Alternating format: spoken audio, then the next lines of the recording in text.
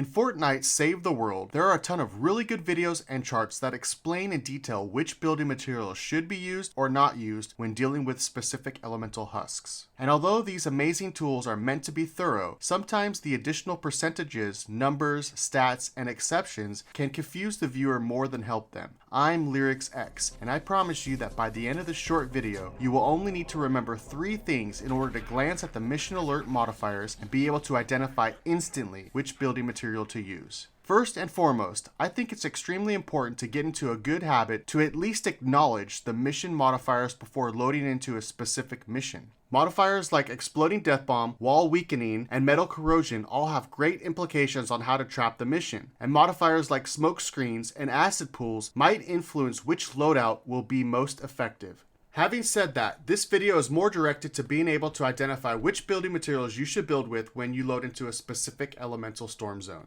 Unfortunately, I have to briefly go over the basics in order to give context. Physical husks, which are any husk without an elemental affinity, will do 100% of their damage to the structures regardless of which building material is used. Wood has the least HP, brick is a step up from wood, and metal is the strongest structure with the most HP. As soon as you progress to late Plankerton, you will start seeing elemental husks. These elemental husks will do an additional 100% damage to a specific building material that is weak to their elemental affinity. So fire husks will do double their damage to wood, obviously fire burns wood. Water husks will do double their damage to brick because water corrodes brick and stone, and nature husks will do double their damage to metal because metal is a conduit for electricity. When you progress to Canny Valley and Twine Peaks, wood should never be an option as the primary defensive building material regardless of which elemental zone you are faced with.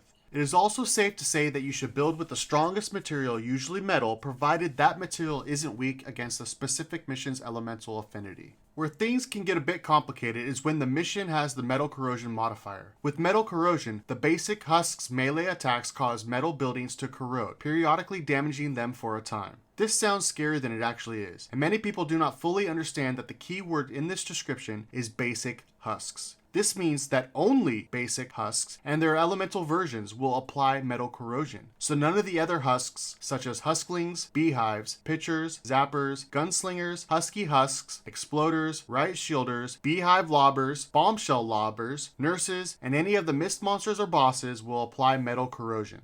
So now that I explained the mechanics of how metal corrosion actually works, let's identify which building materials you should build with in each of the 3 elemental zones. Then apply metal corrosion to those zones to see if it changes the outcome of which building materials to use.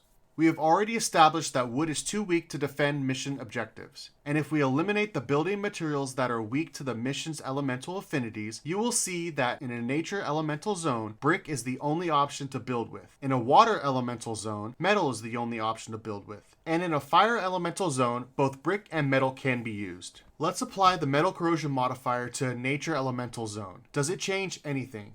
No, because you should never build with metal in a nature elemental zone, and metal corrosion does not have an effect on brick. Let's apply the metal corrosion modifier to a water elemental zone. On the surface, this poses a huge problem, because if you can't build your defense with wood or brick, and now metal structures will corrode, then what exactly do you build your defense with? Well, you need to remember the mechanics of metal corrosion, and as long as you kill the basic husks before they reach your objective structures, then you're perfectly fine building with metal. The only elemental zone where metal corrosion changes what material you build with is in a fire elemental zone. Here's how I approach each mission that I'm about to load into, and this is what you're going to want to remember. So, when I hover over the desired mission, the very first thing I look for is which, if any, elemental storms the mission has. If it is a nature storm zone, I instantly know to build with brick. If it is a water storm zone, I instantly know to build with metal. And no modifiers will change either of those statements. Keep it simple. Nature equals brick, water equals metal. And if it is a firestorm zone, then I immediately look for the metal corrosion modifier. If I do not see metal corrosion in the firestorm zone mission, then I know to build with metal. If the firestorm zone also has metal corrosion, then I build with brick. It's important to memorize what you see on your screen right now. Nothing more, nothing less. Keep it simple and don't overcomplicate things.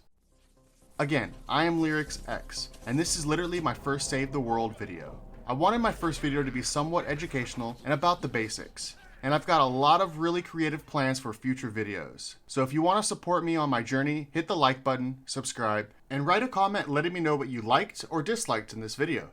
Thank you.